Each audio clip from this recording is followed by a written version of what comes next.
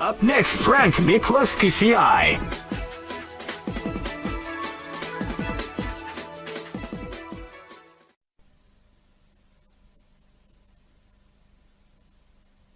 The movie begins like all other edgy superhero movies do. Frank Mcklusky watches his daredevil dad die in a horrible explosion because, what happened? We've been drunk since breakfast here. We kind of ran out of gasoline, so we filled the tank with lighter fluids. Oh, yeah. So after that happens, his dad gets put into a coma because some Pulp Fiction cosplayers have beef with him, and little Frankie swears revenge on them. Now we jump forward to present day, and Frankie's a 25-year-old claim investigator. Mom kept her word. Oh my God. She turned into the world's most safety-conscious parent, and I turned into a 25-year-old virgin in a helmet. Don't worry, Frankie, 2020 wasn't the best year. His dad is still in a coma, his brother's on the spectrum or something, and his mom makes everyone wear protective headgear. Which I don't blame. Some drunk rednecks ruined your entire family and caused some serious issues to your youngest son. He was basically blankets when this all happened. So you know the deal, Frankie's like a water boy or bubble boy. His mom just babies him and causes him to be all doofy. Except not really, my man has a suit and tie and goes to a pretty nice office. Jimmy and Bobby are social outcasts, and Frank is basically the man of the house. He's basically Tom Cruise compared to them.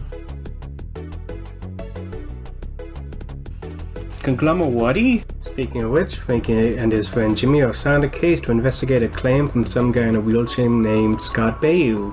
Not the actor. Zap's only my favorite movie of all time. They tell him, and they end up at a musical event where a lot of wacky shenanigans happen. There are disguises. I'd have to do so dressed as Sammy Hagar. Perform naked gun gags. Kill people. Pretty funny stuff. After that fails, they end up getting some, Chinese restaurant food. Lim Nung was born in Beijing, but he acted like he was from the Ponderosa. Cherry for Jimmy! Damn, Kid Sheriff got old. Anyways, Jimmy asks Frank if he can continue the case if he mysteriously dies for some reason. Oh yeah, he's definitely on suicide watch now. They later go their separate ways and Jimmy dies because of mysterious reasons. Ooh. Mom, something's wrong with Jimmy. I have to go over there. It's almost midnight. Honey, that's the witching hour. Mcklusky finds the body and the cops don't really care because they know everything and you know nothing. Oh, good out. At the tum-tums.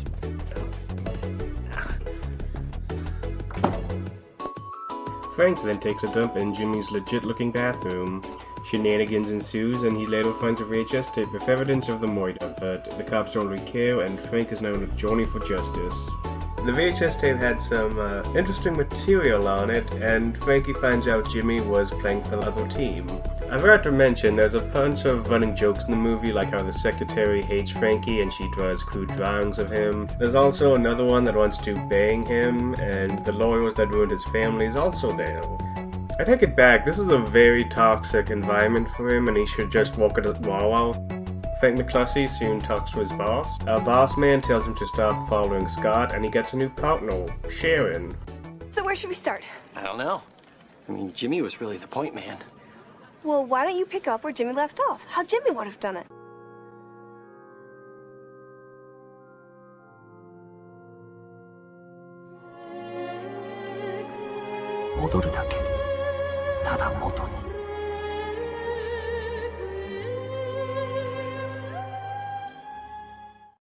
You know what, I don't think the movie takes place in present day, there's too many tubes here.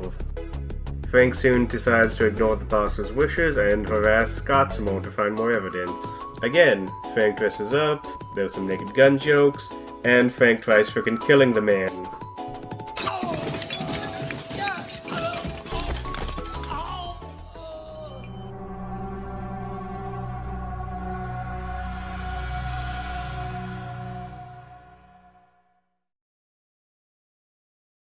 Now there's family drama because Frank's on his adventure. The mom wants him to work from home, which I agree with.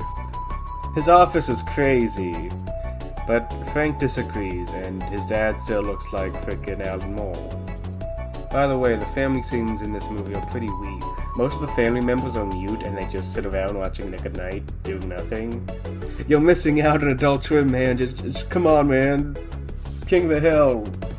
I'll tell you, Dad. I thought the golden age of television ended when the Fonz got married and grew a beard. And then God goes and gives us Charles in Charge. It's not like other movies where there's a strong religious ideology in the family. The mom just doesn't want to. Take hands with danger. They could have cut the brother and the dog and everything would be the same. But hey, you gotta be a Jim Carrey movie and frickin' leave it to Beaver, I guess.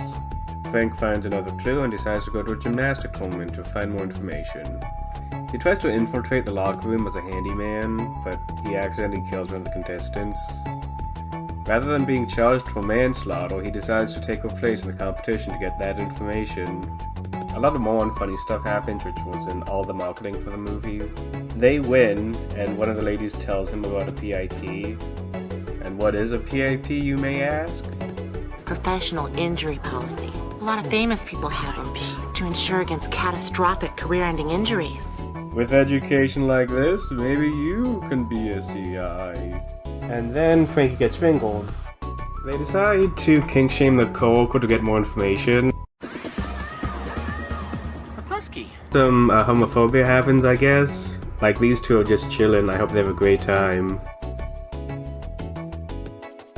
This then leads to Andy Victor getting killed. You can't keep getting away with it! Afterwards, Frankie and Sharon decide to do the jockey side quest, like it's Zack and Wiki. This bit isn't too bad, it has one of my favorite cameos in the movie. This is a restricted area. I don't know, maybe you get off running around jockey locker rooms with your butt crack half exposed. Now they have all the information to book Scott Baio, I guess. Okay, so this is the penultimate chapter of this epic journey. How are they gonna book Scott? Oh no. Fuck this man, I'm out of here.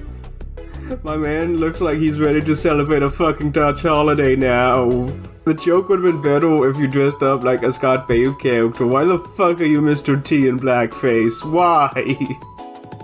Of course, the disguise didn't work, and that shit was so racist Scott booked it.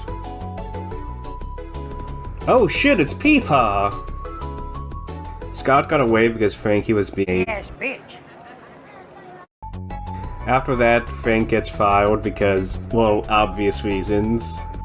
And now begins the sad boy storyline. Hey yo, he lost his job, so no one's making money, what the fuck? But then, what's her face? Sharon figures out there's a connection between the murder victims and the PIPs. And it also shows that good Scott Baio is gonna be the next victim. But Frank doesn't want to hear that shit and just pushes her away. Soon after, Frank figures out that Scott Baio is gonna get killed, even though Sharon already told him. Scott Baio's gonna be there today to kill Scott Baio. It's like Bubble Boy, the dad finally talks and gives Frank the courage to save the day. Oh yeah, the brother can speak too now, I guess.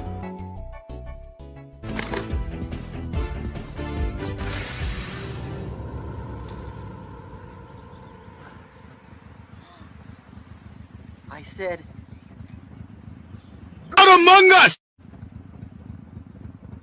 This is just like The Wizard of Oz, except not really, I just made that up.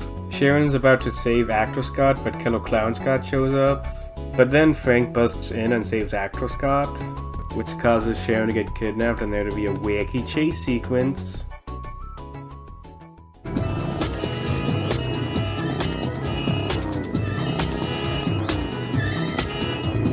Holy shit, they really ran out of budget for this, huh? The effects look totally fake. That's the whole point.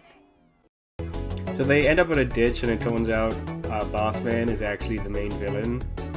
The boss of Conglomerate's a bad guy? What a twist! And then, I don't even know what happens. So I guess the day's saved. And then the Pulp Fiction cosplayers got arrested. The end. So remember, kids, take risks, harass the disabled, wear blackface. This movie's not good.